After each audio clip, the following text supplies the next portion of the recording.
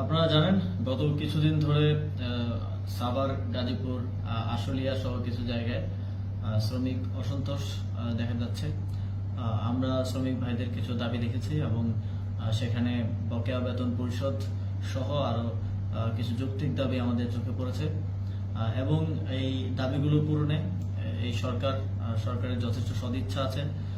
সকল পক্ষের সাথে আলোচনার ভিত্তিতে, শ্রমিক নেতৃবৃন্দ এবং মালিক পক্ষের সাথে আলোচনার ভিত্তিতে এই দাবিগুলো যত দ্রুত সম্ভব পূরণে সরকার কাজ করবে। এর মধ্যেই 2023 সালে যেই শ্রমিক আন্দোলন হয়েছিল মজুরি বৃদ্ধির দাবিতে, সেই আন্দোলনে ফ্যাসিবাদী আওয়ামী সরকারের দেয়া যেই নিপীড়নমূলক এবং মিথ্যা মামলা আছে, সেই মামলাগুলো তুলে নেওয়ার জন্য আইন মন্ত্রণালয়ের সাথে আমাদের আলোচনা চলছে। খুব দ্রুত সময়ের মধ্যে সেই মামলাগুলো আমরা তুলে নিতে পারবো বলে আশ্বাস দিচ্ছি।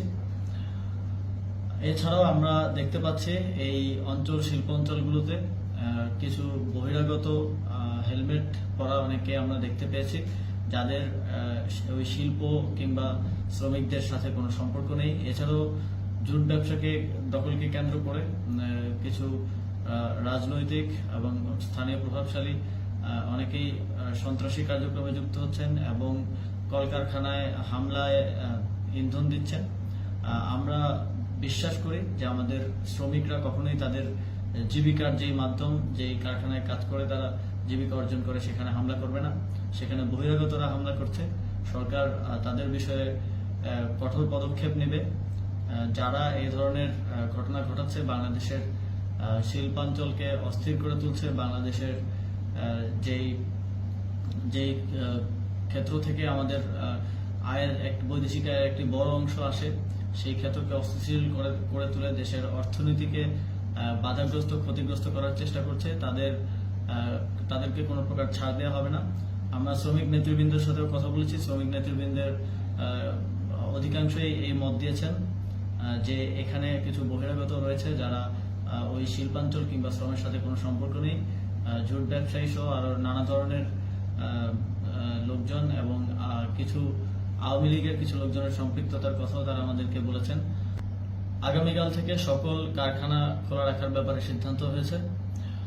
শ্রমিক ভাইদের প্রতি আহ্বান থাকবে, আপনারা স্বীয় কর্মক্ষেত্রে ফিরে যাবেন এবং আপনাদের সকল ন্যায্য দাবি মেনে নেওয়ার ব্যাপারে আপনাদের শ্রমিক নেতৃবৃন্দদের সাথে আমাদের আলোচনা চলমান থাকবে।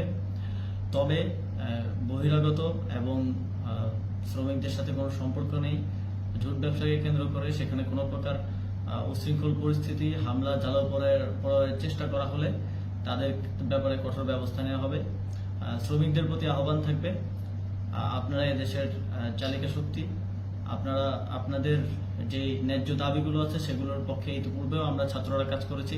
আমরা ঢাকা বিশ্ববিদ্যালয়ে আপনাদের সকল ন্যায্য দাবির পক্ষে সংহতি জানিয়ে প্রতিবাদ করেছি। এখন যেহেতু আমরা সরকারে আছি এবং শ্রম কর্মসংস্থান মন্ত্রণালয়ের দায়িত্বে আছি, অবশ্যই আপনাদের স্বার্থ রক্ষা করে আমার টপ প্রায়োরিটি হবে। আপনারাও আমাদের প্রতি আস্থা রাখুন, আমাদেরকে সময় দিন, আমরা আপনাদের সকল ন্যায্য দাবি পূরণে যথাসাধ্য চেষ্টা করব।